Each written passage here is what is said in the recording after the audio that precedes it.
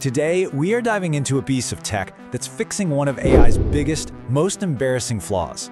It's called Retrieval Augmented Generation, or RAG for short, and it's how we turn a super creative but kind of flaky AI into a reliable assistant you can actually trust with the facts. You've totally been here before, right? You ask an AI a question, and it gives you this beautifully written, super confident, and completely wrong answer. This isn't just some random glitch, it's a fundamental problem with how these things work. But luckily, it has a solution. At its heart, what this really is a knowledge problem. We've built these incredible AI minds that can write poetry, they can write code, but their grasp on basic facts can be, well, shockingly fragile. Let's dig into this paradox. The official term for this little problem is hallucination. It's when an AI, in its effort to be helpful, just makes things up. It generates info that sounds totally plausible but has zero basis in reality. And that, as you can imagine, is a huge roadblock if you want to use these tools for anything serious or professional. So why on earth does this happen? Well, the key thing to understand is that a standard AI's knowledge is locked in time. It only knows what it learned way back during its training, which could have been months or even years ago. It's kind of like trying to get today's weather report from a history book. It's just not going to work. So this brings us to two totally different ways of thinking about how an AI can access information. Do we want an AI that has to rely on its huge but static memory, or one that can, use an open book?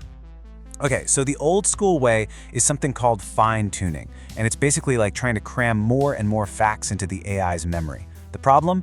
It's expensive, that new knowledge gets stale fast, and the AI is still just guessing based on what it remembers. But RAG is a whole different ballgame. The knowledge is always current, it's super easy to update, and here's the kicker. Because it's pulling from real documents, it doesn't have to make stuff up. And best of all, it can actually show you its work with citations. This right here is the absolute simplest way to think about it. Fine-tuning is like cramming for a closed book exam. RAG is an open book exam.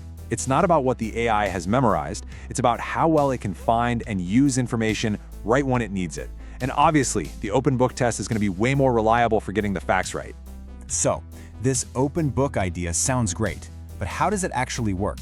Let's pop the hood and see how an AI can literally read and use information in real time. This is the big mental shift you have to make. With RAG, the language model isn't expected to know the answer off the top of its head. Its skill isn't memorization. Its skill is reading and understanding information that we give it right at the moment we ask the question. It's the difference between memorizing the library and just having a library card. And the process itself is surprisingly straightforward. When you ask a question, the system doesn't just guess. No, instead, it does an instant search across a library of documents you've given it. It finds the most relevant little snippets of text, hands them to the AI, and basically says, okay, here's everything you need to know. Now answer the question based only on this. And the result is a perfectly accurate, grounded answer, complete with the sources. Okay, let's make this super real. Let's say you have a brand new, totally confidential business report. Can you ask a standard AI make a GPT-4 to summarize it for you? Yeah, the answer is a hard no. Absolutely not. If the AI wasn't trained on your specific report, which of course it wasn't, it has zero idea what's in it. Asking it for a summary would be pure guesswork, a guaranteed hallucination. But this is where RAG just changes the entire game.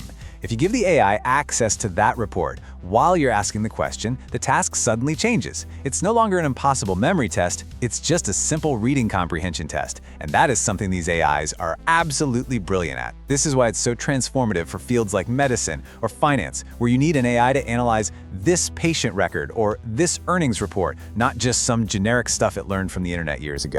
Now, as powerful as this is, RAG is not a magic wand. It's an engineered system. And just like any other system, it has places where it can break down.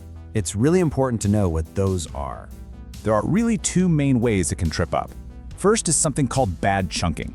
That's when the system finds the right document, but it pulls the wrong paragraph.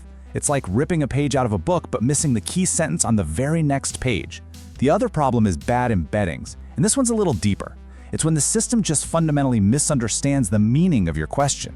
Like asking about Apple stock, and the system thinks you're talking about apple farming because it missed that crucial financial context. Okay, so let's pull all this together and really think about what we've just unpacked. This isn't just some tiny technical detail. It's a massive shift in how we're going to get answers from AI from now on. So here are the big takeaways. We've seen that AI knowledge can either be memorized internally or retrieved on demand from the outside world.